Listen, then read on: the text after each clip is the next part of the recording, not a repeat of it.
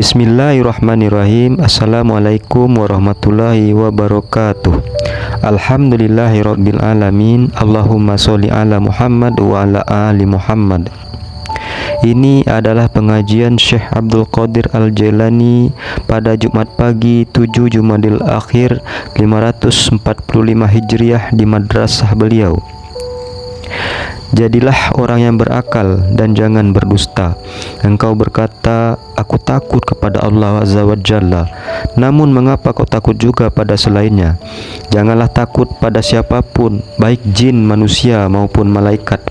Jangan takut pula pada apapun, baik hewan yang berbicara maupun yang diam.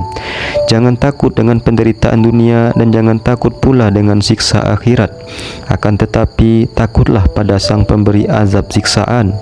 Seorang yang berakal tidak akan takut celaan orang di sisi Allah Azza wa Jalla. Ia bisu dari bicara selain Allah Azza wa Jalla.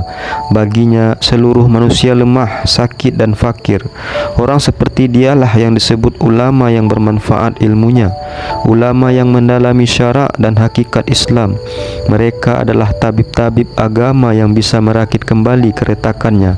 Hai orang-orang yang retak agamanya, datanglah pada mereka hingga mereka bisa merakit kembali keretakannya. Yang menurunkan penyakit adalah juga yang menurunkan obat. Tentu saja ia pula yang lebih mengerti tentang kemaslahatan daripada selainnya. Jangan kecam Allah Azza wa Jalla dalam segala tindakannya. Nafsu dirimulah yang harus lebih dikecam dan dicela daripada selainnya. Katakanlah kepada nafsu bahwa anugerah diperuntukkan bagi yang menaati dan tongkat pukulan diperuntukkan bagi yang mendurhakai maksiat. Jika Allah mengendaki kebaikan pada seorang hamba, maka dia akan merampasnya ikhtiar dan duniawinya. Jika memang ia bersabar menghadapinya, maka dia akan mengangkat derajatnya, membaguskan taraf kehidupannya, memberinya anugerah dan membuatnya kaya. Ya Allah, kami memohon kepadamu kedekatan denganmu tanpa cobaan petaka. Kasihanilah kami dalam khodo dan khodarmu. Lindungilah kami dari kejahatan orang-orang jahat dan tipu daya kaum durjana. Jagalah kami dari kejahatan orang-orang jahat dan tipu daya kaum durjana. Jagalah kami sebagaimana yang Engkau kehendaki. Kami memohon kepadamu ampunan dan kesehatan dalam menjalani agama, dunia dan akhirat. Dan kami memohon kepadamu taufik untuk melaksanakan amal-amal kesolehan serta keikhlasan dalam beramal. Amin. Seorang laki-laki bertemu pada Abu Yazid Al-Bustami, kemudian lama menengok ke kanan dan ke kiri. Abu Yazid pun menegurnya, "Ada apa gerangan?" Ia menjawab, "Aku ingin mencari tempat bersih untuk melaksanakan solat." Abu Yazid langsung menukas, "Bersihkan hatimu dahulu dan barulah solat sebagaimana kehendakmu." Memang, riya hanya bisa dideteksi oleh orang-orang yang ikhlas, sebab dulu mereka pernah terjebak di dalamnya hingga akhirnya selamat dan lolos darinya. Riya adalah rintangan di tengah jalan kaum sufi yang mau tidak mau harus mereka seberangi. Riya, ujub dan kemunafikan termasuk anak-anak panah setan yang dilemparkan ke dalam hati. Datanglah pada para syekh dan belajarlah dari mereka cara melangkah di jalan yang berujung pada Al-Haq Azza wa Jalla, sebab jalan tersebut pernah mereka tempuh dan melalui.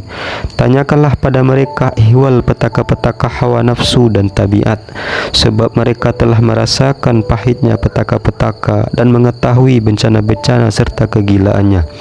Mereka pernah terlihat di dalamnya beberapa waktu dan satu demi satu berhasil diatasinya hingga mereka mampu mengalahkan dan menguasai diri mereka sendiri. Janganlah terlena dengan hembusan-hembusan bujuk rayu setan dalam dirimu, dan jangan kalah oleh panah-panah nafsu, sebab ia melemparimu dengan panah setan, dan memang setan tidak dapat menguasaimu kecuali dengan sarana nafsu. Setan jin tidak akan dapat menguasai dirimu kecuali lewat media setan manusia, yaitu nafsu dan kolega-kolega yang buruk. Memohonlah pada Allah Azza wa Jalla dan mintalah tolong padanya dalam menghadapi musuh-musuh ini, niscaya Dia akan menolongmu. Jika engkau telah menemukannya, lalu engkau lihat pula apa yang ada pada sisinya, dan engkau pula dianugerahinya hal tersebut, maka pulanglah kembali pada keluargamu dan khalayak manusia, serta gandenglah mereka menuju kepadanya. Katakanlah pada mereka, bawalah keluargamu semuanya kepadaku, sebagaimana Nabi Yusuf alaihissalam ketika mendapatkan anugerah kepemilikan dan kerajaan, maka ia pun berkata pada keluarganya, dan bawalah keluargamu semuanya kepadaku. Al-Quran Surat Yusuf ayat 93. Orang yang bertolak al-mahrum adalah orang yang menolak al-haq azza wa jalla dengan kehilangan kedekatan bersamanya di dunia dan akhirat.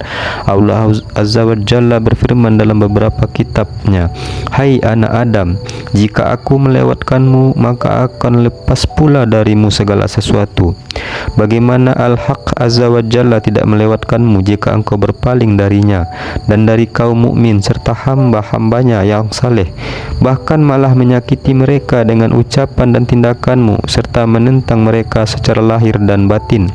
Nabi SAW bersabda, menyakiti orang mukmin 15 kali lebih besar dosanya di sisi Allah daripada merobohkan Ka'bah dan Al-Bait Al-Ma'mur.